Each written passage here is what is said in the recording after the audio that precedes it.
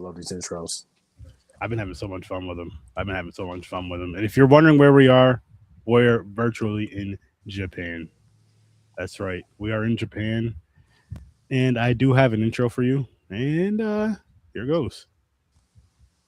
What's good, 30 slashers? Welcome to episode 603 of Horror with Sir 30. You better have your passports and you better have your boarding passes because we are still backpacking with 30. As you all know, your fair warning.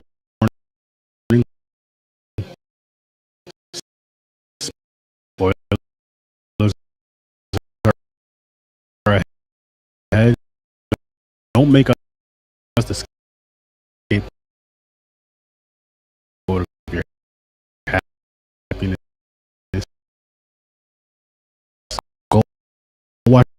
That fucking up for everybody or just for me? No, Yeah, that was me. Oh my god. Yeah, that was wild. I thought that was me. I was like, mean, I'm going that with was- settings and shit. Like, what's going on? That was slightly Lynchian. I was like, Yeah. I'm gonna try it again, but I'm gonna see if I gotta mix it down again or something, and I'll pull another one back up. Oh, So what shit. the hell's going- I was like, That dang I was fiber. like, That's like analog horror level there, Sturdy. is my internet fucking up over here? What's going on? And got this shit done. Usually, you see what happens, guys. See when I get shit done on time and all this stuff. I don't get shit done last minute and it fucks up. This is why I'm late all the time, people. This is why I do shit last minute. That's why, right there. But we'll get that back to you guys in a little bit. So take two. We're gonna take two. Pretend like it's the first time. Pretend like we ain't see this. All right. Yeah. We'll just have a random conversation until we get to that. But how's everybody doing? We'll get that part over with. Oh shit. Trevor, it's been a while. How you doing, man? I'm doing quite well. to And hear thank that. you for making arrangements the past couple weeks. It's meant a great deal. So thank you. Hey, listen, you gotta take care of yourself. I get it.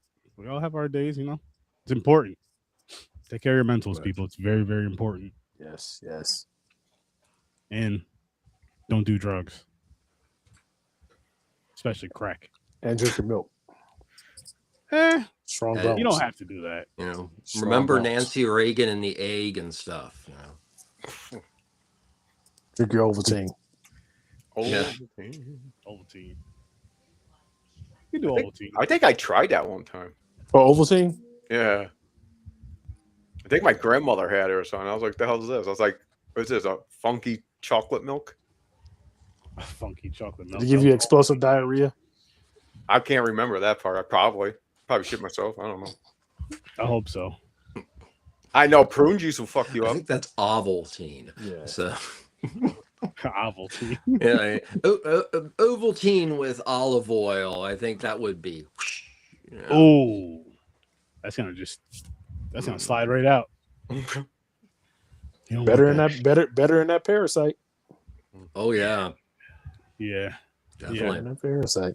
that's just crazy. So man. everybody gonna get a bag salad after this? I might. See, I've been health conscious lately, so I've been trying to lose weight and work out. So like salads are like a main thing. I'm like, hell no. The one I'll just time in history, Eat a bunch of beans where- and rice.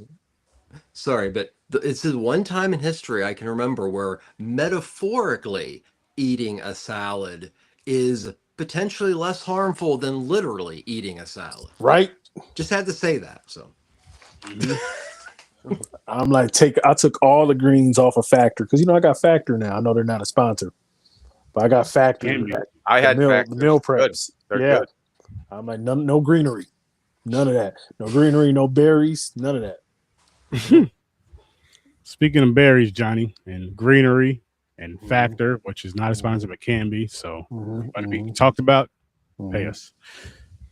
How you been? Oh man, I'm BBHF. Blessed, black, and highly favored, brother. I'm happy to hear that. That's how I'm like feeling that. today. What's new with you? How is your new show going? Pretty good, man. We just talked about the X-Men. The podcast should be up some point this weekend. I was aiming for Friday, but how YouTube is downloading audio files and all of that, it's just a nightmare. So it's going to be up some point this weekend. But if you hop on that Patreon, Johnny Streams on Patreon, you'll get the episode no problem. Yeah, I'm just talking about the season. The season's been fantastic so far. The first mediocre episode of the entire series was yesterday. So, yeah. So I have fun talking about that. Mm. Yeah, Nice. and I'm seeing the Odyssey after the show. So Nice. Nice. yeah, 3 hours with Christopher Nolan. How's it going, Scene Snobs? Fade, how are you doing? What's new with you? Yeah, I'm doing good. In the background, making new more songs and videos. I should have a video out tomorrow. Every Friday actually. Depends. Sometimes it's 12 a.m. as soon as it hits Friday, or you gotta wait till noon, bitches. Yeah, wait till noon, bitches. Wait till noon. Oh man. Then of course watching movies and everything, popcorn and pints. Yeah, man. Yeah. We got something coming up this weekend, by the way. We got I'm sorry for interrupting you. I actually might just see it in the morning because that's a 3-hour movie, man. I might see it. It's like an 8:30 a.m. screening, so I might do that before work. There you go. What? Damn. Yeah, 8:30. Hey, might put them in a good mood to go to work. Exactly. Right. I might be excited after watching that. Yeah. I mean, it's not a bad idea. It's definitely not a bad idea. You know, do it before you go to work and check that shit out. Enjoy it and go to work, like he said, in a good mood. Exactly. With buttery fingers because the popcorn. I don't do the popcorn. What do you do? I don't do popcorn though. Popcorn sucks. I have Cinemark. I love Cinemark. I have their monthly movie pass. No, what I do is I usually get like M&Ms or a bunch of crunch and some water or like Sprite, and like then I'll get like one of their hot dogs or pizza. They have like pizza from Pizza Hut there. Nice. I ain't do that in the morning though. I ain't pizza in the morning. That's just a bad way to start the morning. Wait. What'd you say? Don't talk. You could do pizza in the morning. You could do pizza in the evening. You could do pizza at supper time. I agree. Thank you, Aaron. My first meal of the day don't is finish not the song. Pizza. That's not gonna be my first meal of the day. You're crazy. I wish it was my first meal of the day. And you're in college. It's gonna be hot cold. Pizza Hut pizza in the movie theater. Ew. Nope. Next day pizza is always cold because I'm too lazy to heat it up. I have to heat it up. I throw it, and now I'm at the point now where I have to throw it in the oven. Unless the only way I can eat cold pizza / room temperature is if it's the same. Like if it's the same day I'm eating, and then later on that day it's I'm still sitting here, or later on that evening it's still sitting there, and I'll have another slice. But 9 times out of 10, I'm heating that up in the oven. Cold pizza and cold chicken are the only food that's like tastes delicious. Exactly. Straight up. It's better hot though. So much better. No, yeah, it's better hot, but it's like you ever have breakfast pizza? I don't like it. Oh, racist. I don't like it. Yeah, he don't like it. He don't like it because the sauce is white. Who's the genius that created that though? Breakfast pizza. Who's the genius who made that? I don't know, but I like it. Yeah, I like the sound of that. I might try that. Try that, dude. Because DiGiorno, one of my grocery store, DiGiorno has breakfast pizza. Nice. There you go. Yeah. I would say I don't really care for DiGiorno anymore. But it's not delivery. I'm gonna stop name dropping until they start paying. Until I start coin dropping. But I will say this, Johnny. I would say go to like one of your local pizza spots that makes if they make a breakfast, because you would have a better experience than you would with a frozen pizza. Is what I'm getting at with that. Frozen eggs are always a bad idea. Yeah, that too. You don't want to do that. See, well, now we just alienated the IVF crowd. Thanks. You're not eating those eggs. Damn. You're not eating those eggs, so we're not talking about those ones. All right, Snobs. I'm gonna take your word on it. Best film of the year. Yeah, he's giddy about it. We're gonna be fighting in the parking lot if I don't like it, Scene Snobs. He's skipping through the house. If this is the first Nolan film I don't like, me and you, we're gonna be fighting in the parking lot. You just sold me.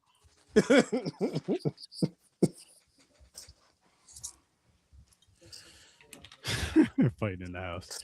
All right, let's try this one again. All right, let's try it again.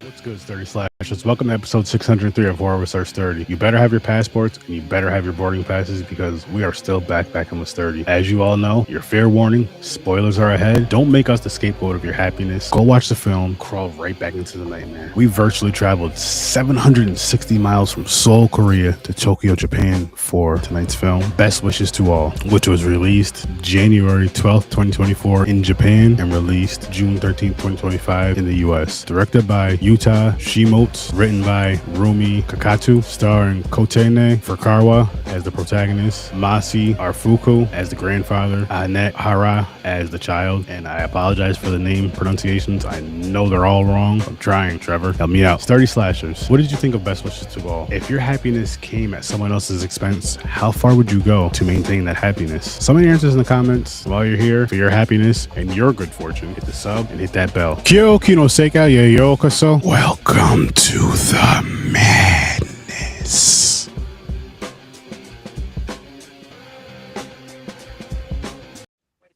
Good Who job. are all the Nigerians you named in that? Listen, you go ahead and try that, Johnny. Before you judge me, you go ahead and you try that shit. It's not easy.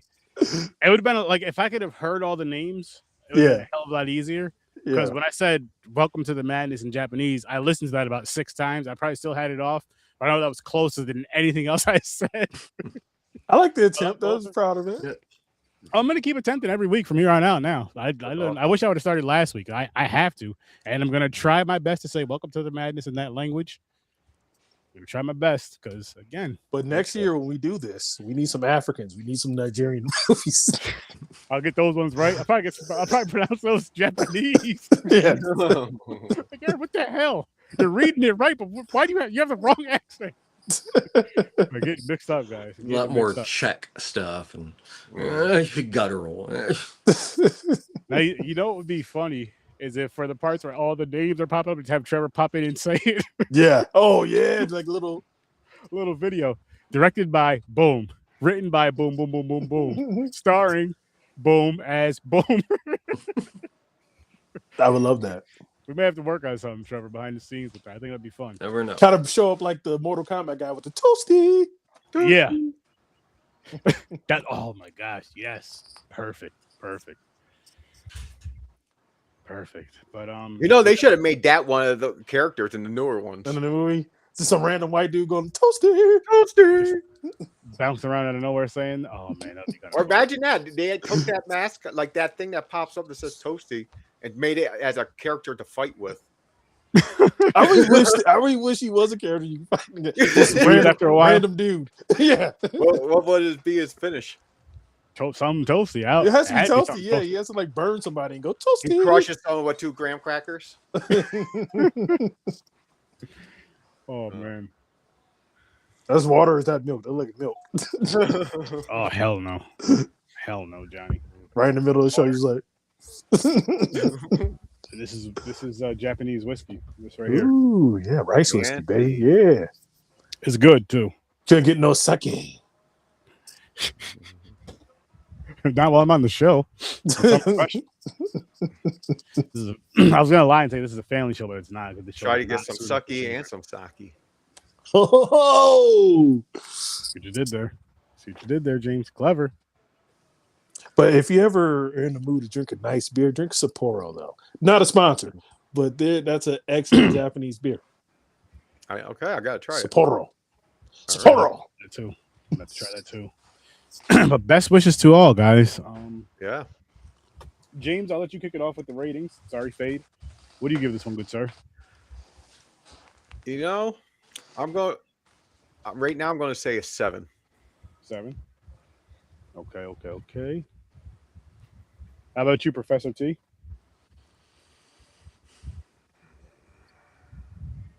I'm going to say 8.5.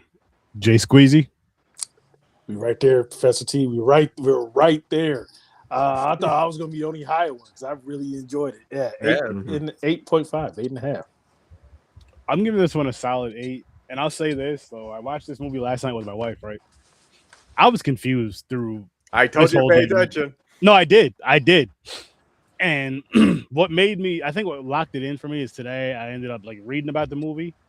And once I read what it said, which we'll get into, I know, I was like, that makes so much sense. And then I was like, I get it. I seen it. It was just wow. Because I did the same thing. Because there was so much craziness going on. And I mean, there was a spoiler in the intro, people. There was a spoiler in the intro. If you heard what I said in the intro about how far would you go for your own, how far would you go for your own happiness, but mess with somebody else or whatever. I forgot what I said verbatim. I don't listen to myself. You guys should though. When we're talking these movies. But no, it's. Oh, And you're not gonna answer that question? I was gonna say I want to kick it off. I want to kick it off and kind of see where we all stand with that as far as like how far would you go for your happiness and for your family to have like this really good, comfortable life? Even though what you're doing is uncomfortable. But I guess at the same time, if it's something to where, because this whole town was in on it except for one family. Not just the town.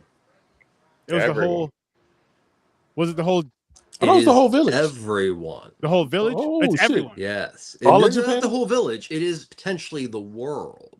See, the issue with the girl is about her finally opening her eyes to a world that is so nihilistic that everybody else is saying just buck up and do what everybody else does.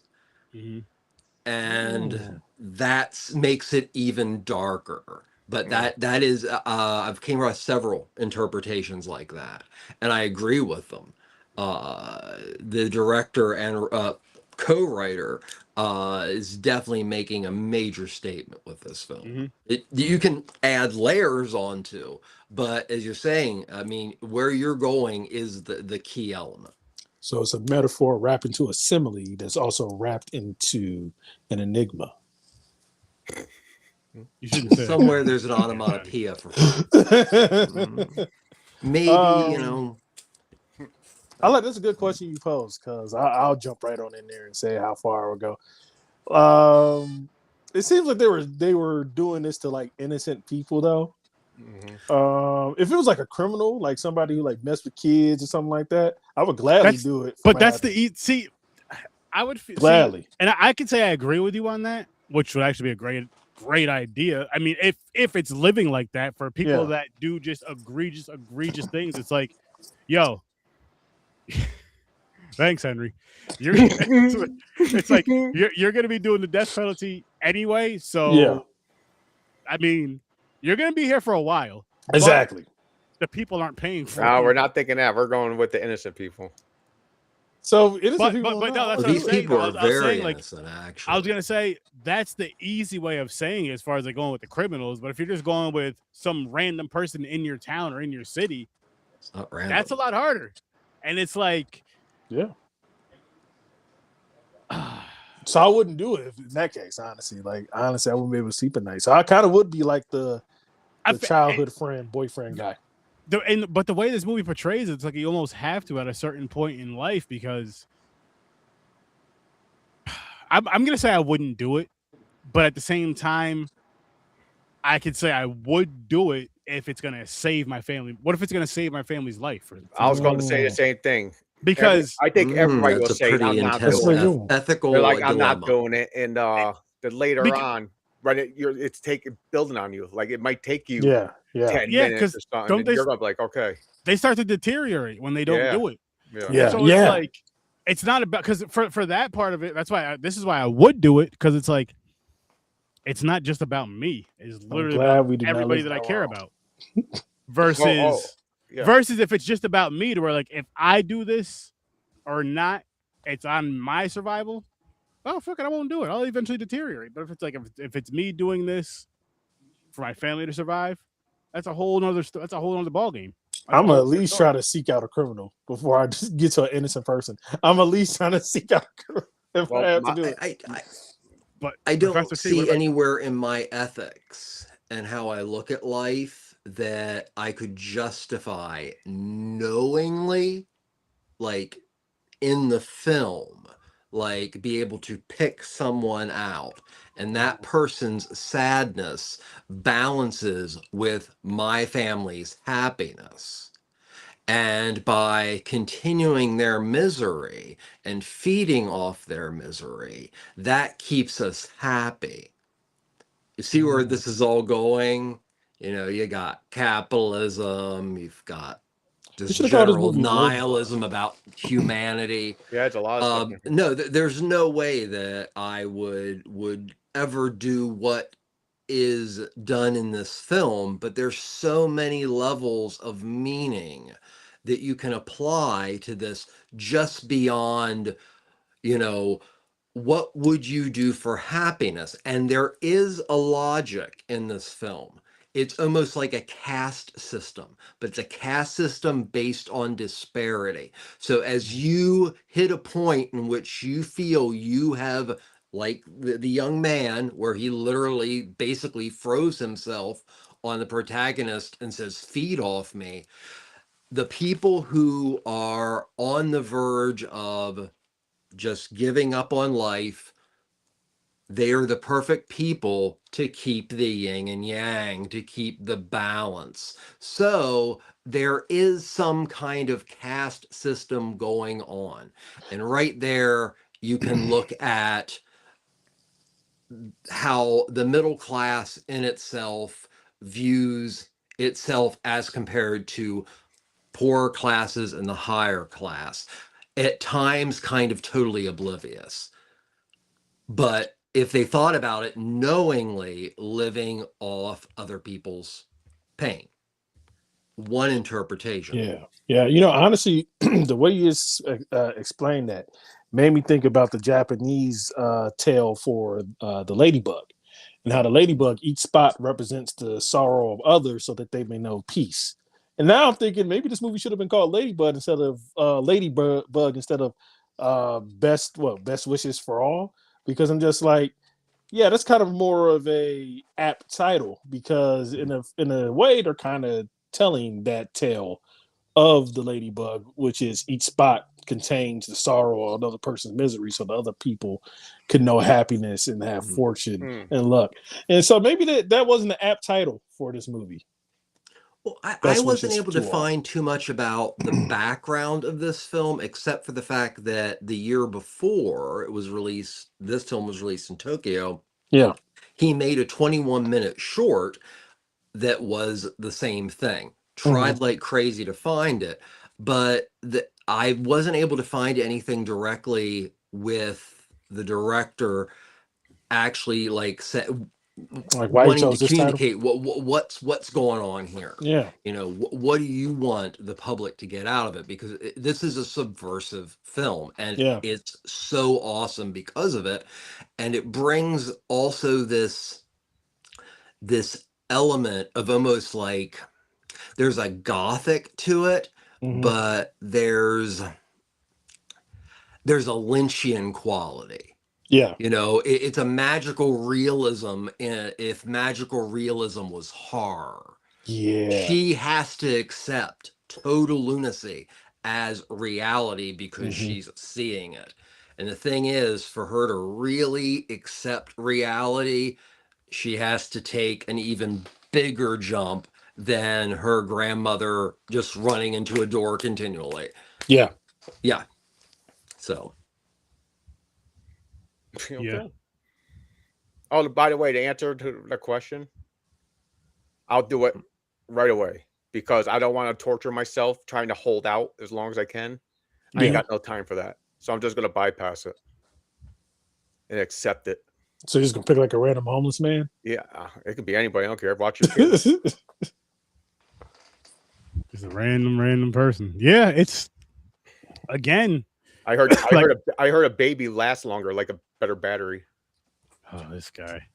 Like I understand. Is a nun joke coming next? You know, probably falling down the stairs. Give me time. Hey, like I get the moral part of it as well too, but I just think like I don't know, because I'm always like a protective person. That's how I look at it. So it's like it's almost like you're contradicting yourself, though, because it's like, yes, you are protecting people, but you're also harming people at the same time. So harming a person at the same, you know. It's like that one thing, like how much are you worth? Like that, like how much, name a number if you blah blah or whatever they want from you. Everybody they always say no, I'll never. But they give in because the number gets so high, you're like, yeah, fuck it, I'll take it. I'll take 3.4 trillion. Yeah, I'm gonna go lower than that. Like, you want my shit? Go ahead. But yeah, and the way I like these kind of sayings though, because it does make you think. Like it's some of it is morbid sometimes, you know, but Yeah, it's still I mean, good to think about. Yeah, and the way they set it up with this one too, though, how I mean, you meet the girl, and she's just a genuinely very, very nice person. Yep. Really nice person, really sweet person. And then the reason why she became a nurse is because she wanted to help people. Naive too. She is that is a referred good to. word. She is, Yeah. Yes, very good word. Yes, because naive we've is a good all word. heard people of power refer to people of not power as being naive. Yep. She's She was very all of naive. that. She was all of that, and it was cool to see someone so innocent, how she was, like how her change from the beginning to the end of this film. Yeah. She had an arc. Because she went from this is wrong. Once she found out what was going on, this is wrong, to living that lifestyle. Here's my thing. And I'm glad we're talking about the character and her performances, because that's actually I'm be honest with you, that actually was a weakness for me. And I say it's a weakness for me because there's a lot of things that Johnny wouldn't do in this situation in this movie. That, Johnny necessarily didn't agree with our girl protagonist did. Like when I was like, thank God my grandparents aren't freaking weird. Because the moment my grandparents put my fingers in their eye, or wherever fucking orifice, sorry for cussing, that they put them in, I would have left. I would have called my mom. I would have been like, this place is weird. Why am I here? Like, yo. And she got cell service. That was like, I mean, come on. They didn't even use that cliche. She could contact people. Right. And she's like, I mean, I'm like, why yet again, it's referred to a couple times as the possibility of illusion. Yeah. So, and it's very old. It's a very weak thing to put in there, but it's enough that anything that you really, really want to question that the director does not want you to know. Yeah. Illusion. What's up, Chad? It's up to you. It's good, Chad. Hey, Chad. Hey, Chad. Yeah, because I know if it was me in this circumstances, I'm calling my mom like 5 minutes in. I'm like, these people are weird. Why am I here? Johnny, it's funny they because smack their food when they eat. I was watching this with the wife, and I was thinking and saying the same thing. Like, whoever's parents it are of that, like, so whatever set of grandparents I'm with, sturdy in eyes. I'm calling their parent, or I'm calling my parent, their child. Yeah, Like, listen, you didn't. But the thing is had she called her parents, you would have never known that her parents were into it. You know what I mean? Yeah, that's true. When you find out later on, that twist. That's a good twist right there, where you're just like you can you imagine that shit? You come up and you're just like, what the? You're into this too? Yeah. Because and where was this my whole life? And that's what kind of redeemed this movie, that performance for me, is that the big twist that happens, right? And then your parents are weird too. Okay. And then I started questioning, then why are you normal? Like these people are creepy. Why are you normal? Like. Well, I mean, maybe it was one of those things again with the whole naive thing, because she's heard things since she was a little girl. Yeah, but she was never. The thing is, you could say naive, yes, but it was also it was never told what was going on. They pretty much just kind of ignored it all the time. Ignored it. Like her grandparents, they were making pig noises at one point just to ignore. Oh my god, the pig noises! That's when I would have been like, okay, why are you oinking? No, forget all that. Killing flesh was randomly going to come on the screen, and I'm going to tell you two things that's going to happen. If I'm laying under a table and I see my grandparents sucking on each other's fingers, I'm going to throw up and leave. Oh, I'm not even going to call anybody. I'm just going to throw up and leave. I wonder how that feels with arthritis. It's like really, I'll probably find out at some point. I'm not saying that in the future I'm planning on letting people suck my arthritic fingers. You know what I was thinking at that point? I was like, she's probably sucking his finger because he can't get it up anymore. Yeah. And I'm just like, this is so weird. Nice metaphor with it. But another thing that was like unsettling was when they were telling her good night and they just kept on staring at her. I'm like, okay. Close the door. Word, just standing there. But no, but going back to the finger thing too, I'm just like, it was just so weird. It was so weird, and just there's no way I could be laying under that table. Like I'm getting up like, yo, what the fuck is going on? I'm sorry for swearing, but what the fuck is going on?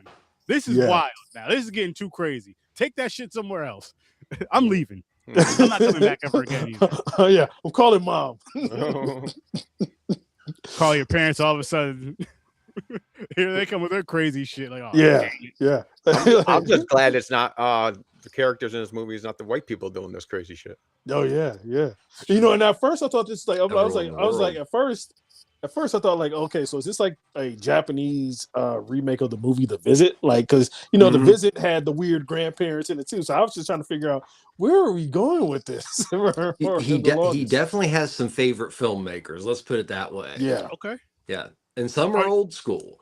Oh, Yeah. you're familiar with this director, Trevor? Yeah. Well, I mean, so the director of this particular film, Shimutsu. I mean, for me, but real quick, I mean, of course, you see Kaishi Kurosawa's work like Pulse and Cure. I see Ozu in this film, and I think it's very, very important because Ozu's films are all very calm and about family and family order and how the new generations have issues with family. I think he was highly influenced by Kubrick, by how he uses hallways and such sparse, very centered shots that are amazingly claustrophobic. So yeah, this guy, he hasn't done a lot, but he is definitely a movie lover. See, that's funny because like the fact you said Kubrick and how it's kind of Kubrickian with that. For me, and maybe Kubrick's a good pull, but for me, with certain shots, it almost feels like a painting, especially with the mountains. And when I was watching this movie, I just kept on saying A+ to the set designer or the location scout, because like those mountains and how beautiful it looked, it's kind of redundant to say picturesque because all movies are moving pictures, but it's very much like a water painting. And I got to say, I love the lighting in this movie. I love the way certain scenes look. I'm like, this is like a very beautiful horror film. It really is. But you know what it is too, though, man? I agree with everything you just said, Johnny. And then I want to add that for me, it's just there's something about the Asian culture and lifestyle and just the way that they live, like the way that their buildings look, the way that their homes look inside and out.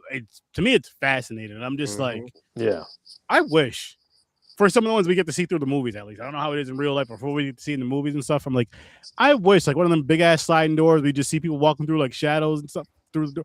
That's dope to me. Yeah. That's dope to me. Like, that's really, really dope. Maybe not for my bedroom, but just for like, say, if it's like a chill spot type of area, like that's pretty damn cool seeing certain things like that. I need a lock on my bedroom. Those things look like they don't got locks, and anybody can walk. That time it wouldn't be for every room. It'd be for certain rooms where it's like, this is, you know what I mean? Like, if you have a doorway for the kitchen, you can close that off. You can close like the living room off, or whatever the case may be. But the bedrooms, the bathrooms, I need way more privacy than that. And yeah. Because you ain't gonna be staring at me in the middle of the night. Nope. Absolutely not. Wake up mad confused. Yeah. Do I got something on my face?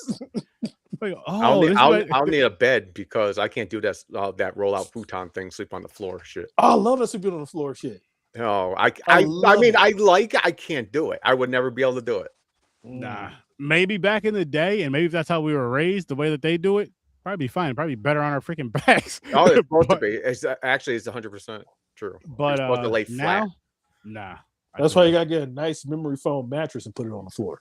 Then boom, you just out like a light. And I'm gonna be honest with you, that's the setup for my room. I have a Japanese style bedroom. I just have like a memory foam mattress. Nice. My mind just went to the guy who was on the bed tied up, and I'm thinking, wouldn't memory soap suck more in? Like general like bile and rot and all that kind of stuff. That's what I'm thinking the whole time. So I'm sorry. Oh yeah. With the body rotting on the bed. Yeah, I feel like it would. I'm sorry. Well, you're torturing that guy, so therefore he doesn't get the memory foam. Yeah, exactly. He gets the mattress at the he gets the mattress that the last guy had. And the guy before that, cheap water bed from the 70s. Oh man, tying somebody down to a water bed would be wild. Oh yeah. Yo, be still. Be still. Don't let that colostomy pull out. I'm just moving. Which, did anybody else pick up on that? They were not living off blood. They were living off various items from the body. Yeah. Could very easily that particular situation looked very much like a colostomy. Yeah. Because in the now accepted or always accepted, you are literally feeding off the negativity and horribleness of the downtrodden to the point that you are using everything, including their bile, and you feel that they are a justifiable sacrifice. This film is so amazingly nihilistic in general, no matter how cool, no matter how fun, because Bump that up, cuz. Bump my rating up. Trev, thank you. Bump my rating up to a 9 because yeah, that's a good 9? metaphor. It's a Yep. good metaphor for what's going on in our society from the elites Oh my and God, us too. yes. Yeah, bump this Because up you to a have 9. to eventually, I'm with you, Johnny. supposedly, the naive are the ones that don't follow whatever that is. Yeah. They don't follow the empathy is overrated. And if somebody is sad enough, well, they'll be much better being sad, but making me happy. Mm-hmm. Do we have a lot of people running this country that would think the same Yep. way? Yep. Yeah. That's why I'm like, bump that up. So, It started I'll clicking. go 9 too. It started Yeah. clicking. You know what? I'm with you. It's a good movie. I'm It is a really good excited movie. for the All future. nines. Yeah. All I'm nine. excited for the future, what this guy does. Because he's, for all intended purposes, a new filmmaker. Yeah. That's cool. And I can't wait for his new stuff. And yeah, I can't wait to see his next joint because yeah, like I said, man. And I know I was glowing about. I like the score of this. I like the sound design in this movie. Just on a technical level, this is an awesome movie on a technical level, man. Okay, so this is interesting. I'm sorry to interrupt again, but this movie makes me excited, which is awesome.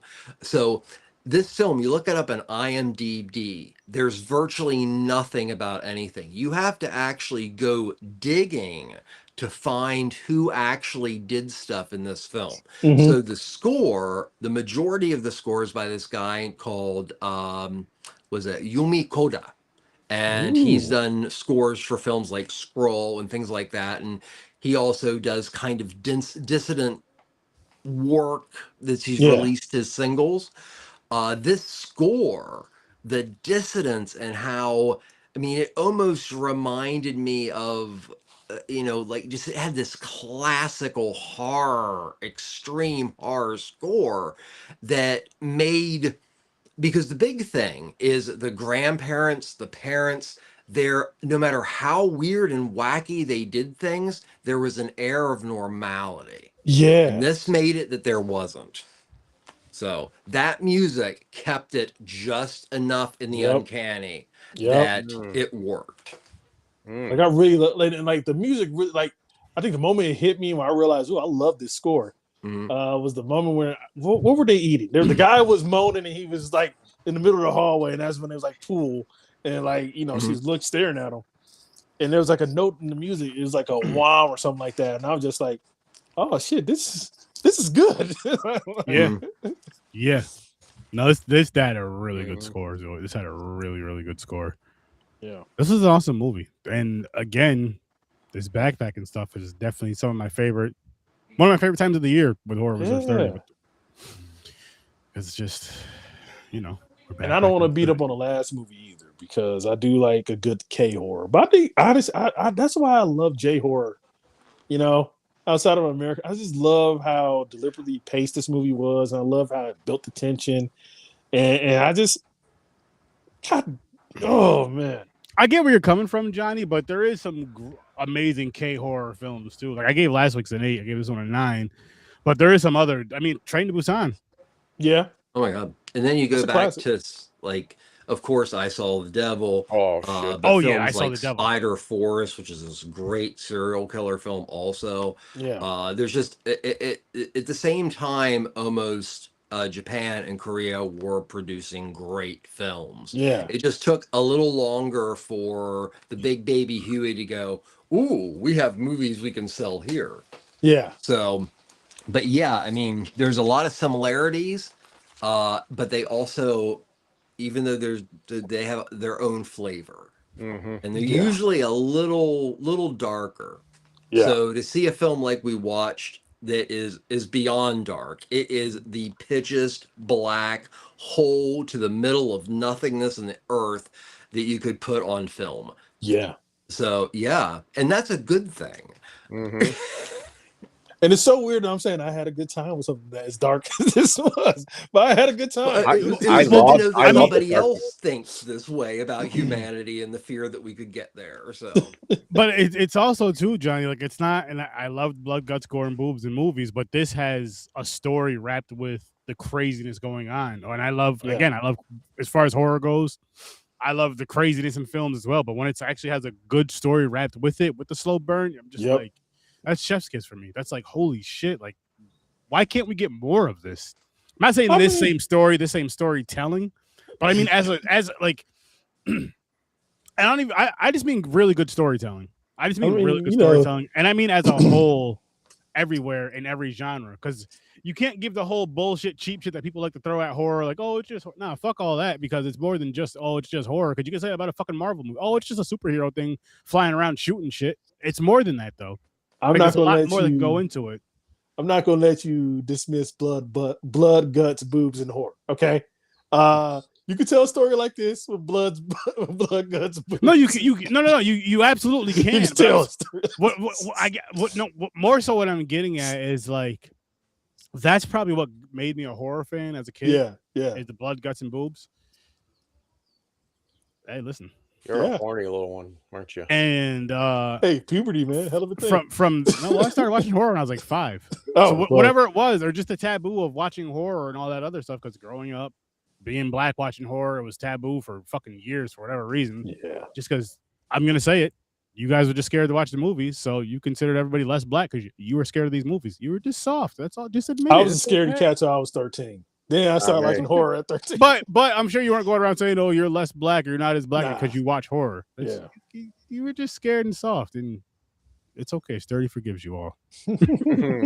Hopefully, you could tuck your nuts and watch a movie now. I'm trying to find a movie that scares me. It's been years. Tuck your nuts and watch a movie. Yeah, that's our tagline. It's been years though. Like since the 50th anniversary of Salo, 120 Days of Sodom. See? Yeah. There are movies out there that would scare you. We already one way or another. Did we review that, Aaron? No, we did. You would have wanted to bathe afterwards, trust me. Huh. We didn't do that one. I'm curious now. I am a little bit too. I'm not gonna lie, I am too. You know what? I don't get scared of horror. I get unsettled. Mm-hmm. And I think the one that unsettled me the most, and still has unsettled me the most. And y'all might be like, really, that one? But the one that really unsettles me is Get Out. Still unsettles me to this day. Yeah. I mean, from the black perspective, I get it 1,000,000%. Yeah. I get it 1,000,000%. But and it was a good movie. Even though, again, good storytelling. As far as Jordan Peele's films, my favorite movie is Us. But like when she was eating the Cheerios and drinking the milk separately, that shit scared the hell out of me. That was crazy. Wild. You're like, she's crazy. I'm like, what the fuck is going on? That would make me leave right there. Like, I can't do this. That might have been normal for me though. I'm like, hey, give me some cereal. I do that too. I eat my cereal out the milk too. I can't do this anymore. I'm done. Okay, I got a question. How do you make a bowl of cereal? I get my biggest bowl possible. 100%. Right? Turn on Gargoyles on my laptop or some old retro cartoon. Light a couple of candles. Get my milk. I eat healthy cereal now, but they taste what's that one? Magic Spoon. Still tastes like kid cereal, but less sugar. Put the cereal in my bowl, then pour the milk on there. Get me a nice little spoon, and I'm watching Goliath and Hudson and the boys. There you go. Because there's some people put milk first, then the cereal. Nah, cereal goes on there first. Then wait a minute. To be. Yeah. Who does that? There's people out there who just pour the milk first and then put the cereal in there. Yep. Jeez. Because they didn't want the cereal soggy, so they let it float on top of the milk first, so it's more crunchy. Put them on a watch list. That's what I said, dude. I said, I can't be friends with you. It depends. It depends. I always pour my cereal first in, but as far as the amount of milk I use, almond milk, because that cow shit is just terrible. Right. But it depends on what kind of cereal. Like if I'm doing something like Fruity Pebbles, Cocoa Pebbles, that's a soggy cookie. So you don't put as much milk in there. You put enough in there, you eat some, you get the crunch, then you add a little more cereal, add a little more milk. But if it's something like Captain Crunch, which is a crunchy cereal, you could add more milk to that, and you could add more, So it depends on but you have to put the cereal in first. I never had any cereal I did not like. Really? Everything, bran. Damn. Flakes, I can't say that. I'm gonna give you some magic Nuts. spoon. I'm gonna give you some magic spoon. Okay, cool. I would try it. I would try magic. I mean, maybe. Yeah. I almost I'm bought gonna it get you one some. time. I seen an ad on while I was watching a podcast. They ain't bad, man. They're not bad. I got the Coke, like their version of Cocoa Puffs. I love Cocoa Puffs. Nice. Cocoa Puffs are good as fuck. So I got their version of Cocoa Puffs. Interesting. Chef's kiss. I mean, there's not a chef for cereal, but if I could chef kiss it. You ever mix Cocoa Puffs with Cocoa Fruity Pebbles? Cocoa Pebbles. Ooh, okay. So I did Fruity Pebbles and Cocoa I did that too, but the chocolate on chocolate. But like black on black. Was good, Grandizer was good. What's up, man? So, gentlemen, yes, it's that time. Now I want cereal. Fuck. A long time, but it is that time again. And Trevor, I'm just letting you know you're in the driver's seat first, my friend. Okay. But we are diving into weekly rentals. And then I will show you the boarding pass you will need to aboard the flight from Japan to where we're going next. But that'll be after the weekly rentals. And that'll be last, actually. That'll be last. That'll be after a lot of shit. But kicking it off with you, Trevor. So let's go. All right. So this Dude. week I got a chance to see some wonderful films and also a film that kind of was a lost opportunity. But the first film in the red cover is a film called Solo from France from 1970, which was directed and starred Jean-Pierre Mocky, who is a little bit of an everything film person and TV person. So he was a director, he was an actor, I think he was a model. He just did everything in the kitchen sink.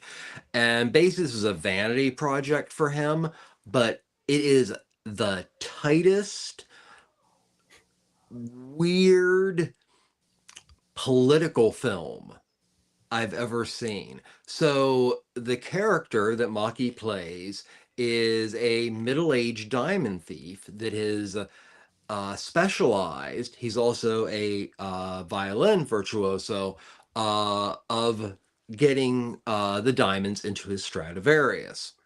And he decides he's going to take a little bit of a break and he wants to visit his brother.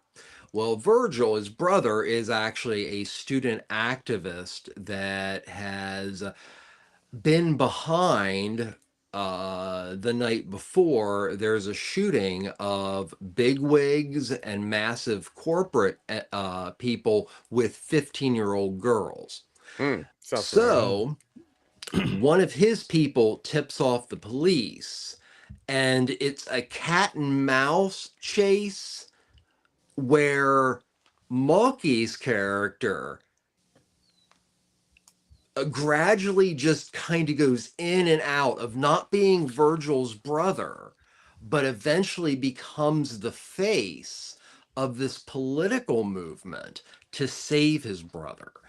And that is what's really beautiful about this movie. And it's done in a very creative way. So yet again, that was Solo from 1970. Another really, really cool film that, as far as how its story was told, was the 1973 film by this one, I think, Sadao Nakajima, called Aesthetic of the Bullet.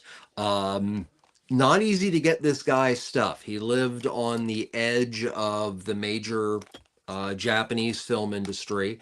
His films are very subversive. This film deals with a Yakuza gang that wants to start crap and territory dispute with another Yakuza gang. So they have to try to find somebody who is believable that can be part of that clan, and then they plant them as what is called a bullet. A bullet is somebody that's going to go in and do dumb shit and get themselves killed. And that is what is supposed to start the gang war. Well, it doesn't really go that way, because this guy who has no idea what's going on is just thinking he's amazingly lucky. And then by the time he actually figures out how bad a situation he's in, his luck just kind of runs out. But it's such a strange it's more of a Yakuza tale about being gayfully stupid and having things just work until they finally catch up with you. And to the point that, like, the territories change, people have different, like, alliances. And that director is known for his subversive films. This film also features a lot of rabbits eating a lot of lettuce. And yes, it's a capitalism metaphor. It's just done about 5 times. Go get that diarrhea. Yeah, so my last two, Sleeping Dogs, was about 78, I believe. I put in solely for the fact that it was one of Sam Neill's first performances. Sam Neill, of course, we lost this week. Most people know him for Jurassic Park, but this guy had acting chops. There are so many films I could have chosen. Possession, just so many. But Sleeping Dogs was a very early leading performance for him by a New Zealand new wave director named Roger Donaldson. The film is about a guy who's in the midst of a divorce and he wants to get away, and he flies to New Zealand. Over time, he discovers that the governments and everything kind of implode and it becomes martial law. So it's basically a story about somebody who wants to give up responsibility, but quickly is thrown into a responsibility-based situation that is so much worse than they thought they had it. And Sam Neill is just over the top. So I just wanted to point out, for those people that think, I've seen Jurassic Park, there are a couple movies, and Sleeping Dogs and Possessions are ones that you really need to see how, like, high tier Sam Neill was. And then we'll finish it off with a Terrence Young film. Yes, that man that brought us Dr. No was able to create a film starring Toshiro Mifune, Alain Delon, Ursula Anders, and Charles Bronson. Charles Bronson is part of a thieving unit with Alain Delon. Toshiro Mifune is a samurai who is traveling with a small group to take a sword to the president. Well, when Alain Delon's character and Bronson's character end up they do pull a massive train heist, Delon's character, Gouch, tries to kill Charles Bronson. Mifune actually saw that he was one of those, like, bad guys with a heart. So Mifune trusts him. So it becomes a let's get revenge and let's get my sword back buddy movie that is about 20 minutes too long. So this one, I don't know if I'd watch it again. And Ursula Anders literally calls this shit in. So, but Toshiro Mifune and Alain Delon, bring it. So there. Nice. Mifune, he was Kurosawa's boy, right? Yes, and Alain Delon was in the Melville films like Le Cercle Rouge, Le Samurai. So this is a great idea, but where an idea like Hell in the Pacific with Mifune and Lee Marvin, like, they both brought game. Bronson can act, but compared to Mifune, it's very hard to take that rivalry seriously, because Mifune just has to give a look and it's like alpha. Yeah. Yeah. Mifune, I like him. Good stuff.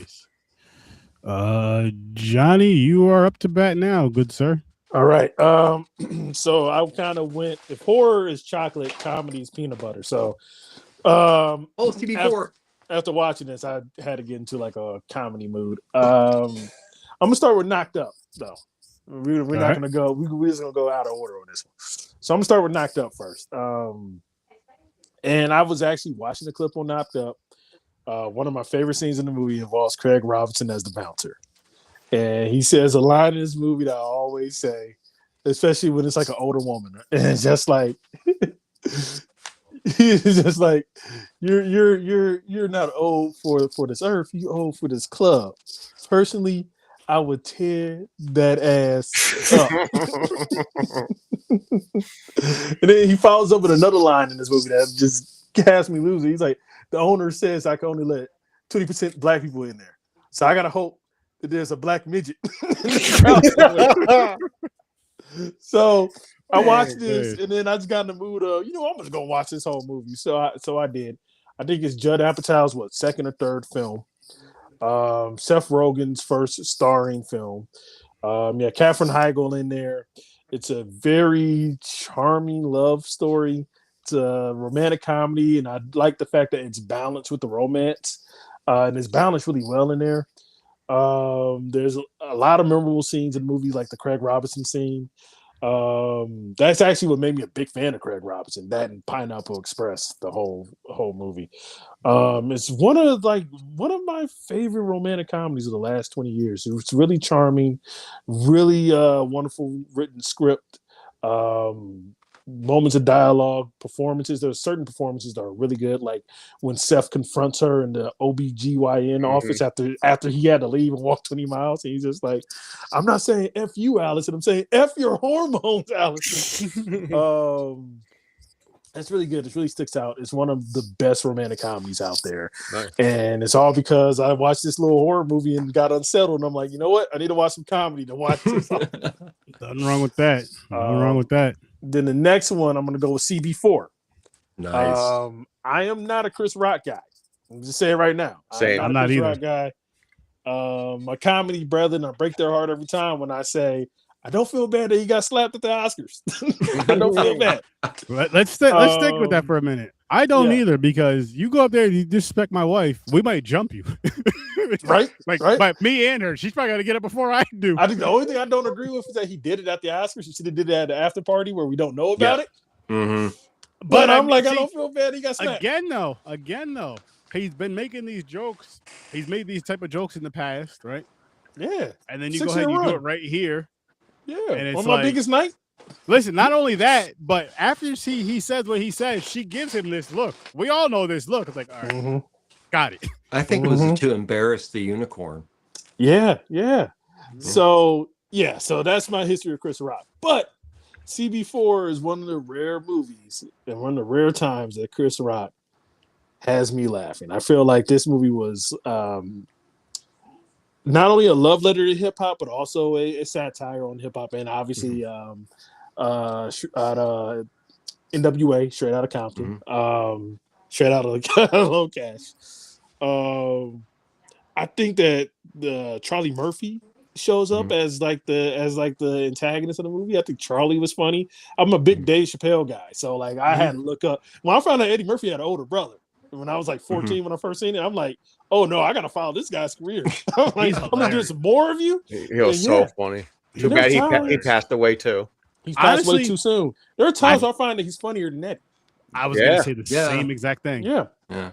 Oh, real quick. You brought up CB4, and that just makes you remember another movie that came out about 2 years before. It was a mockumentary called Fear of the Black Hat. Yeah, I don't. Yep. That movie is off the wall, and I just had to bring it up because CB4 would not have been a thing if it wasn't for the underground success of that film.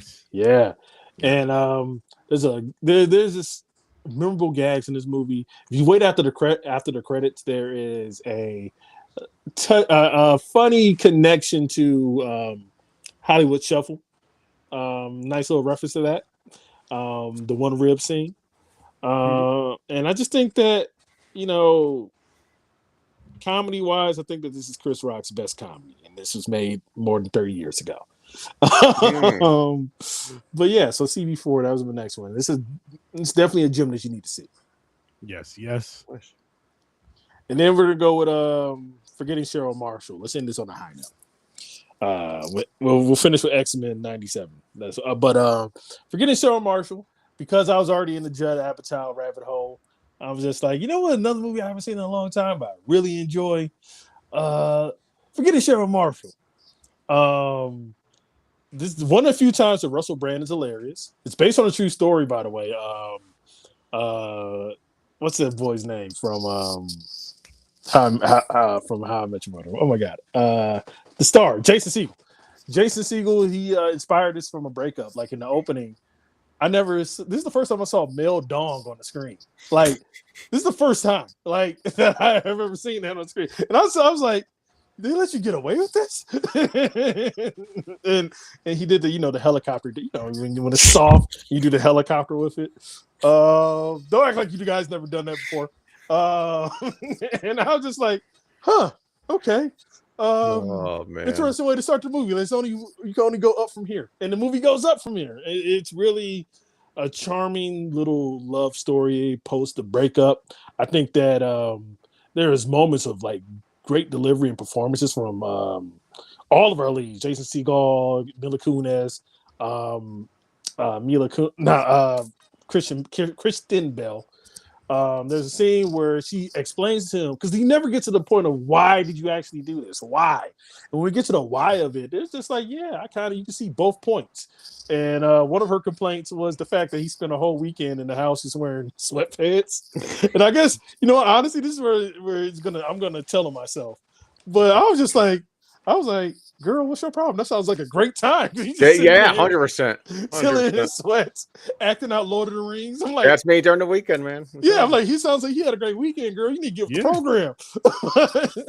I see nothing wrong with that weekend. He could have been doing a hell of a lot worse. He was exactly home in his sweats, acting out Lord of the Rings. There's nothing wrong with that. Nothing wrong with that at all. Nope. And so, yeah, you got moments like that, and you got moments of like with great performances where you can actually see both sides to it, and it's not just she did me wrong. You know how with most breakup movies is like that person's the bad guy, right? And they never say the other point of view. Mm-hmm. So there's this balance to the movie in it that I really appreciate, and I love the cameos in this movie.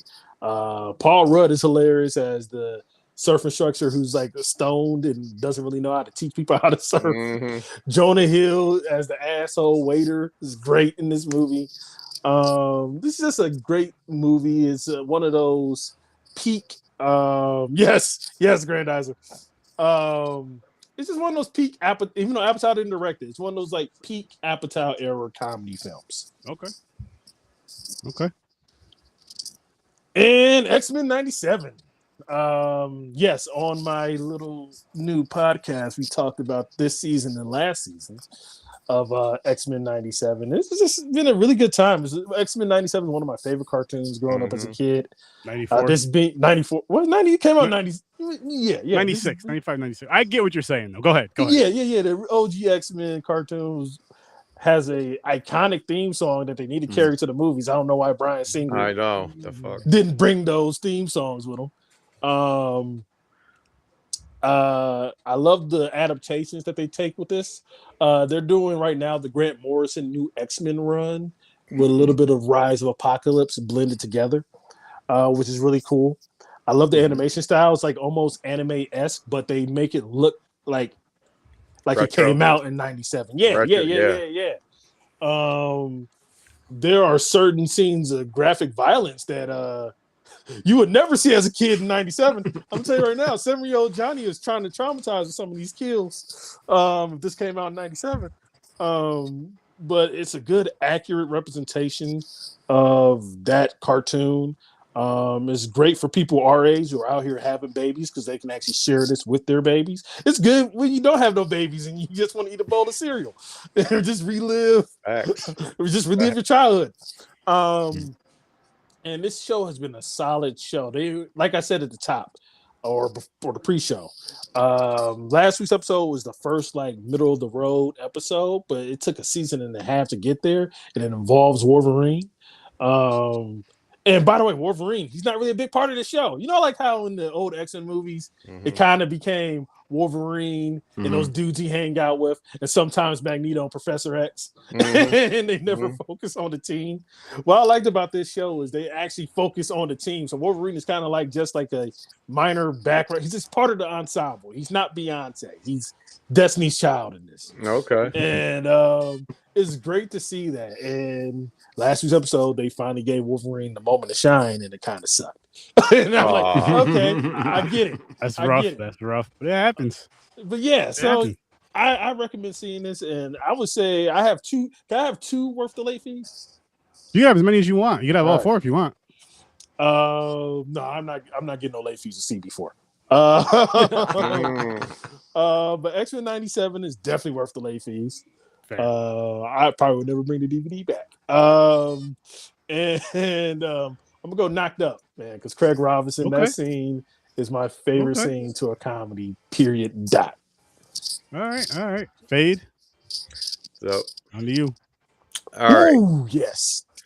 So I'll start with Evil Dead Burn. All right. So I did not know this came on a certain site already because I thought brand new. It was going to take a while. I seen that. I was like, wait a minute. I had to watch it right away. Okay. The story is wild. There's like violence in this movie. Like, I mean, I'm really enjoying these remakes of Evil Dead. I can't wait for the next one. But yeah, I had to. I couldn't help because I was trying to choose between this and Obsession. And I know Obsession's great. Everybody's saying I gotta watch it, but I can't help it, man. I see Evil Dead. I'm like, I'm in. So yeah, this was a good one. I'm not good with the directors and all that stuff. I'm not smart, guys. And he's some French guy. It's probably there's a story behind this one, Minions. Oh, okay. Minions. So my wife never seen any of the Despicables, Minions, anything. And last week she agreed with our niece and nephew that she's going to take them to the new one that's out, Minions and Monsters. But she goes, I never seen the other ones. So I was like, you don't have time to watch all the other ones. She was like, what about just the Minion ones? I'm like, okay, fine. So we watched Minions. And tomorrow night we're going to watch the Minions. Rise of Gru. So now this movie is basically the origin story of Minions. They're looking for a new fucking master leader. And they get into these shenanigans. I swear they're speaking Spanish, right? They are. Okay. Portuguese too, mixed with Portuguese. Yeah, it's funny you say that because me and my wife were watching something on YouTube. Again, they're not paying me, so I won't mention the channel name. But we're watching the food channel on YouTube, and they were doing Minions things, and it was like Spanish, Portuguese, Italian, and something else. I forgot what the other language was. Dude. Like, because they'll say the words here and there, and they call it like Minionese or something. Yeah, it's crazy. Yeah, they just jumbled it up in a blender. Yeah, it's crazy. So there's not no really main dialogue from the Minions except for the three. They'll once in a while, like you say, they'll do something funny and they'll yell each other's name or something like that. But you can. The thing is, when they're talking, you know what he's saying. Yeah, it makes us. You know what the scene's going. You're like, oh, I know what he's saying. I got that. But this is just a fun watch. I'm telling you. Of course, I like the Despicable Me's better. As of right now, I don't think I seen ever Rise of Gru, and of course the new one. And they have a whole bunch of little mini ones. Yeah, like little side shits. Like and I've seen the shorts with Minions. They're funny. Like the commercials with Minions and everything. But no, this is a just throw down. It's a fucking good time. Yeah. It's on an off day. Yeah. It's just fucking fun. So she watched that, and we're gonna watch Gru. Then she's gonna be ready for Saturday about the Minions. Then she wants to go back and watch the rest. Of them, so. Nice. Before you move on, I do want to interject like a little fun fact. Really quick. Jane, Fade. Yes. You should do shorts out of that. I know she won't be on camera, but at least get her a rating. Like, hey, my wife gave this a blah blah blah. Yeah, like why, and I gave this a blah blah blah. And here's remind me. I will. We will. No, seriously though. I was just going to bring up the fact that Trey Parker from South Park is the voice of the monster in Minions of Monster. Sweet. So if you're a South Park fan, you have an ear for his voice. Sweet. Good time. So basically, the monster sounds almost like Cartman. The monster sounds like Randy. Really? Yeah. Nice. Okay. Nice. I'm up to bat. Well, hold on. I think both movies are worth the late. Worth the late fees. Nice. All right. So I'll kick it off with The Ultimate Fighter. I think it's like season 34. It's the newest season out right now. Bisbee and Cormier as the coaches. But no, I haven't watched this in years. I used to watch Ultimate Fighter every single season for years and years and years, and I stopped for a while. But my wife got into UFC. Like she'll like, so you know how we do popcorn and pints on Saturdays and there'll be fights on. I'll have them on my TV right here, but the volume down all the way down. She'll be in the room watching them downstairs, cheering and clapping and shit during the fights. Nice. Oh, that was a good ass fight. And I'm just like, damn, man. Like it's because it's one thing to watch something like that, sports and with anything, movie, sports, whatever. Just because I'm talking about sport, to watch something like that. I guess you could watch it with the volume down if you're doing other things or whatever, but there's nothing like just hearing that, especially when you hear somebody getting hit and knocked out, all this other stuff. I'm like, I'm missing all of this. It sounds like Frances could be the type of woman that goes out and gets their boyfriends and husbands into fights. Nah, she likes watching it. Nah, she's like, beat his ass, baby. Because if it's a street fight, she'd rather be in it than be watching it. Oh, yeah. Gotcha. But no, like it's cool that from getting her into that, because it's been years, so where like again, if somebody's gonna watch something by themselves like that and cheer, they're a fan. It's one thing watching it with your significant other because you're just being there supportive, but it's another thing going to the other room. You can watch whatever the hell you want. You want to watch that. But so then we started watching I was telling her about Tough, the reality series and all that, and she picked fighters on there she likes now. And I'm like, that's cool. So if they make it, she'll have some more favorite fighters that she likes. And so I've been watching that and Batman Beyond. Love it. Just like I told you guys last week when Johnny was talking about his show last week, how I literally bounce around Batman. It doesn't bounce around Batman series. I could start like the Batman animated series. Like I'm on like episode like 10 in season 1. Then I'll jump to Batman Beyond randomly or the Batman because I've seen them all and went through the seasons so many times. It's like I'm just in the mood for one of them, and this is the one I'm in the mood for now. And I'm having a great time with it again. I mean, we have Will Friedle as Terry McGinnis, and of course we have the great legend, the best Batman of all time, Kevin Conroy, playing Bruce Wayne in this because he's older, he's the old man now and all that, and it's just creates a new Batman. I'm still mad that he died the Friday before my birthday, by the way. That's pretty traumatizing. Same. Yeah, that's same. Right. I know I'm older, but your birthday the day before mine. So same. So we share that pain. He died a Friday. And like what's crazy is what's crazy is I remember and we lost the Green Ranger the day after your birthday, I think. No, the 19th. Yeah. That was a terrible weekend. It was rough. It was rough. Not Tommy. But what was crazy too with Kevin Conroy is I remember, I believe it was that same year, a couple months earlier, they were doing he wasn't here, but you'd have to bring your figure or whatever to the mall and drop it off there, and then they'd send it to him to sign it. And money was tight at the time because I was about to get this dope. I wanted to get this dope Batman figure and all this and have him come like, this is my favorite Batman. I have to get a Batman from the Batman animated series, the Batmobile, and have him sign the box and then just boom. And then unfortunately, he passed, and it's like, oh man. I got trust issues. When someone says you got to send it to me to sign it, I feel like they have someone opening the mail and just stamping and sending it back. You go, here you go. Listen, if he's stamping his signature, it's still his signature, as long as it's his actual signature. Exactly. That's a lot of things that you got to think about. That's a lot of shit to be signing. I mean, it's lazy as hell, but I'm okay. Still, I got it. I want. And I'm getting carpal tunnel. I gotta see you sign it. I get that. I do get that. But listen, that's carpal tunnel after a while. Like, listen, I'm gonna sign this right here. Here's the stamp. Or a witness that someone signed it, because I got my Jason Voorhees mask where I got signatures from Graham, one of the CJ Graham played Jason, and So my mask is painted. I bought this offline. Someone was creating these masks. It's Deadpool Jason mask. Oh, nice. Yeah. So my wife was at a con with her brother, and the girl who plays Deadpool's girlfriend, I forgot her name. Oh, Marina Backer. Yes, thank you. Marina Backer. I got her signature. Nice. Yeah. Nice.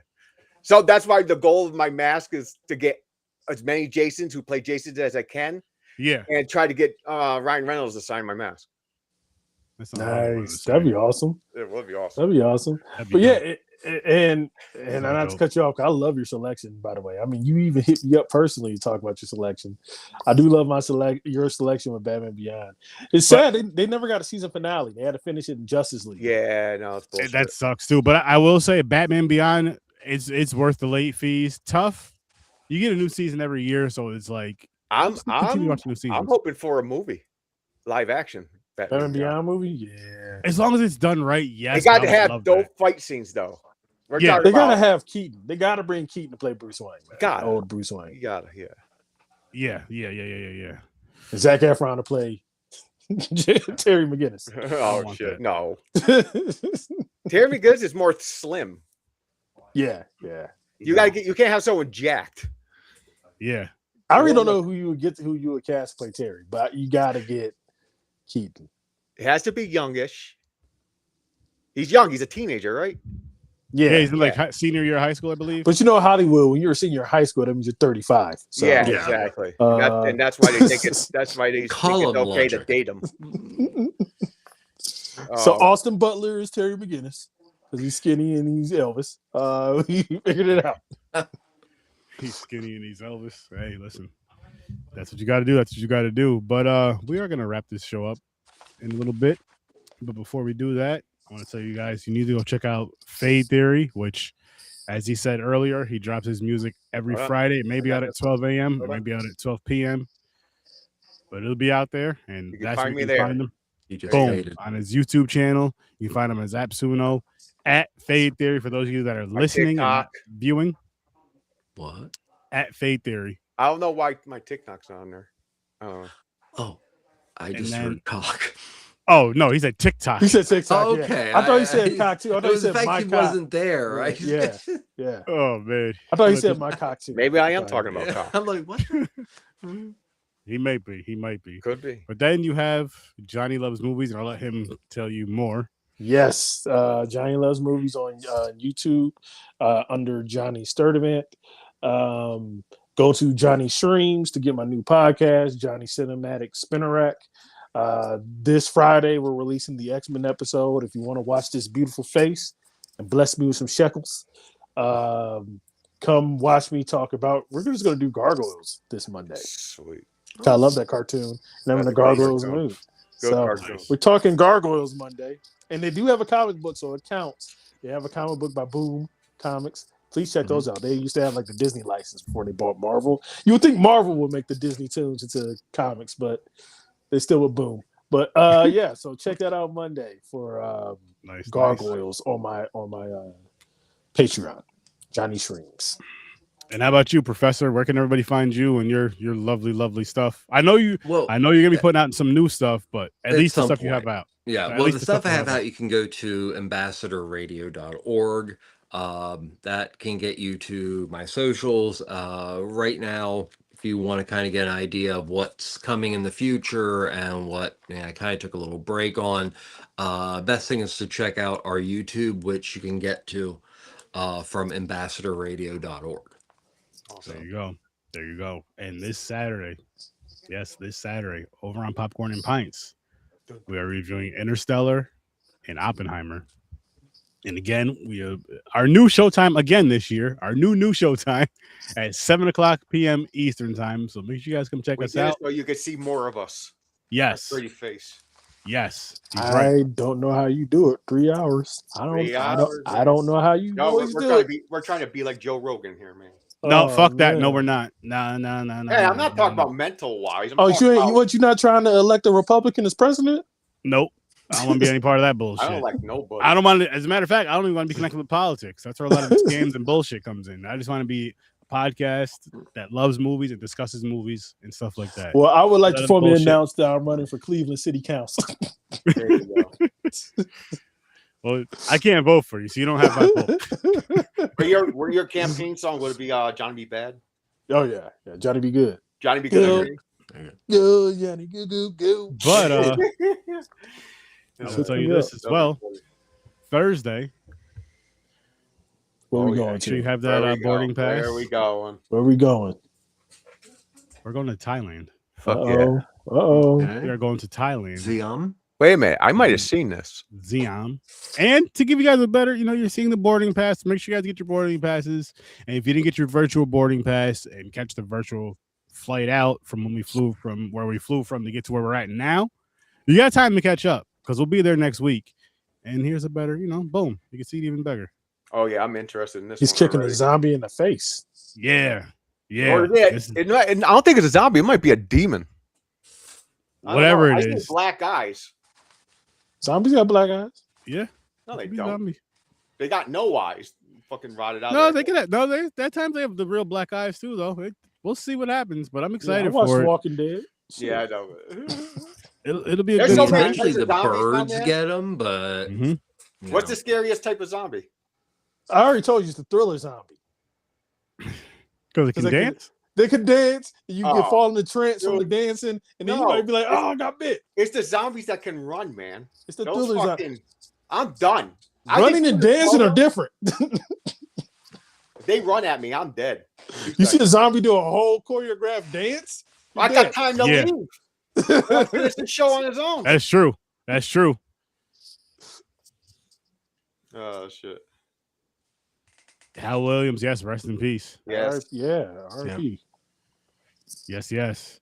But I mean, for me, it has to be them zombies that can run fast and just keep running fast and jumping over stuff. Because the ones that are dancing, I know I'm black, but I don't dance, so that wouldn't. You wouldn't be mesmerized. You wouldn't be Nah. Like World, I'd like keep World going. War Z zombies and shit, man. Yeah. But the thing with the World War Z zombies, if I remember correctly from that movie, You gotta get sick. before we wrap it up, If you get have sick, to they be won't sick. bite you. Yeah, no, if you have to be sick and they won't mess with you, that's what it is, right? Yeah. But if you're healthy, they're coming after you. I ain't gonna Yep. just try to catch a cold every time I see a They zombie. want the fresh organs. Like All you gotta do is get yourself some Ebola, and you good. You good. I'm gonna end up being one of them after all that. Man. Dying from that and being a zombie. For all that, you might as well just catch a cold. Get What's the sniffles. weirdest zombie movie you've ever seen, Professor? I need to know. Weirdest?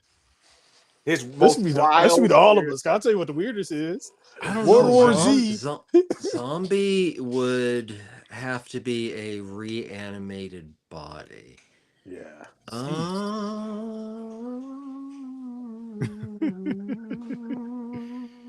You can say thriller, Trev. You can always get back to Oh, you. I'm actually, it's there's so many of them out there, but I have to say I have a soft spot for this wonderful piece of shit by Umberto Lenzi called Nightmare City, which is actually one of the early films that brings up the idea of like chemical issues, and that the zombies are actually, it's a passing of some kind of virus or something, but it is wonderfully inept and has I believe Goblin did the score for it. It's very, very cool. I love Goblin. But also there's this really, really great Nikolai Biaggi was probably one of the sleaziest directors ever to come out of Italy, and there are a lot, Steve Mazzacchesi.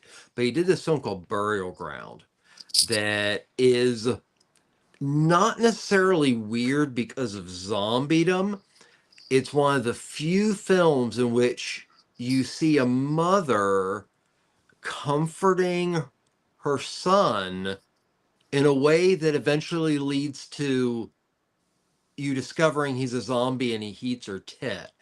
It's that in-between area that's gray that makes that movie like just one of the weird things that just makes it so fucked up. Damn. Yeah. That's some wild shit. Yeah. That's some wild shit. Army of the Dead zombies are pretty weird too, though, because they can get pregnant and have babies. Yeah. That's pretty wild. That's pretty wild right there. That movie does sound wild. Aaron, you already know the craziest one I seen. I'm not gonna. Probably same. I'm not gonna mention it though. Same one I seen. No, it's the one we talked about. Oh, do you remember the title of it? I want to say Zombie Girl or something like that. I can't. Zombievers. No, Oh god, dude, I saw no. part of that. The premise of this movie. Oh god, let me find it. Oh, keep going. Yeah, no, honestly though, for me, I said earlier it's a joke, but I really think that it's World War Z. The fact that you can get sick and you won't get bit. Well, this is the biggest cheat code ever. I still have to come back to Night of the Living Dead and then also The Crazies. So, Romero just didn't write the concept with James Russo of what the contemporary zombie is. He also predated Umberto Lenzi, but also things like 28 Days Later and things like that by producing the film The Crazies, which is about an issue of something that's passed through, I believe, the water, and the government tries to cover it up. So, basically our two major kinds of zombies, the ones that run that are like on or raged up, and the slow zombies, we can all go back to George Romero. Yeah. Yeah. And honestly, as a Cleveland Browns fan, I throw up in my mouth every time when I think about the fact that the creator of the Godfather of Zombies is from Pittsburgh. Yep. Cool. And I always said it's one of the great things that the only great thing that Pittsburgh offered us is Romero. All right, Aaron. Dead Girl 2008. Two high school boys discover an imprisoned woman in an abandoned mental asylum who cannot die. So teenage boys with a tied up zombie woman. Oh, just leave it at that. We got leave it at that. I won't spoil it for you guys. Jesus. Leave it at that. But that's Dead Girl 2008. That is one of the 2008. craziest zombie movies I've ever seen. When I first seen that, I was like, what the hell is going on? I would have to think of I don't know about super crazy. Like the virus / quote unquote zombie movie is The Sadness, which was just wild. That's violent. That's intense. But it's more violent than it is like a crazy, like weird type of thing. It wasn't really weird. It was just violent. A couple weird ones. This is taking it back to the VHS era, but it was this film called The Video Dead. It was shot on VHS, and it's about this television that is like the portal to hell, and it just randomly gets delivered to some guy. And this TV, zombies come out of the TV and, do all kind of shit in the town. That's a pretty crazy zombie film that I would recommend. Okay. I'm going to look it up.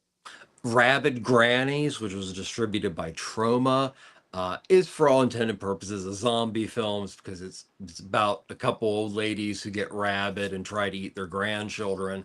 But we're going to call it a zombie film because if you're going to call 28 Days Later a zombie film, any film like that kind of does. But, it's like there's a movie involving a shark and horror in every conceivable way you can. So, I mean, that's the one negative thing about the horror community is it is so cheap to do. When we have a renaissance of something, like 300 people try to copy it. Yeah. And that's great and wonderful, but it does make it harder for, those originators of, the concept to get a piece of the pie when everybody's jumping on their success like that. Rabid Grannies is a wild time. Oh, come on. Oh, yeah. I'll have to check that one out. Yeah, we do, Aaron. We got to check that out. Yeah, we do. Might have to make a weird zombie movie real. Which I have another idea, but I want to say behind the scenes as far as horror films go, as far as wheels go. But I have an idea. I'm going to say behind the scenes. I love Sugar Hill. But as we're about to wrap this one up, we are going to be leaving or departing from Japan. Best wishes to all is the movie that we discussed tonight. So again, check the movie out if you haven't watched this movie because it is a good movie. It is a good movie. With the depressed person actually stuffed in our duffel bag so we can be happy after. There you go. He's right. So he's right. So it's good you had a backpack. You got to put that miserable person in there. I'm gonna say this: if you don't want us to do stuff like that, you gotta like this channel. You gotta subscribe to this channel. You gotta share this channel out to other horror fans, and we won't do stuff like that. But until you do, you want to be happy. We want to be happy. Hit that sub and meet us in Taiwan next week. And with that being said, I'll see you in your night.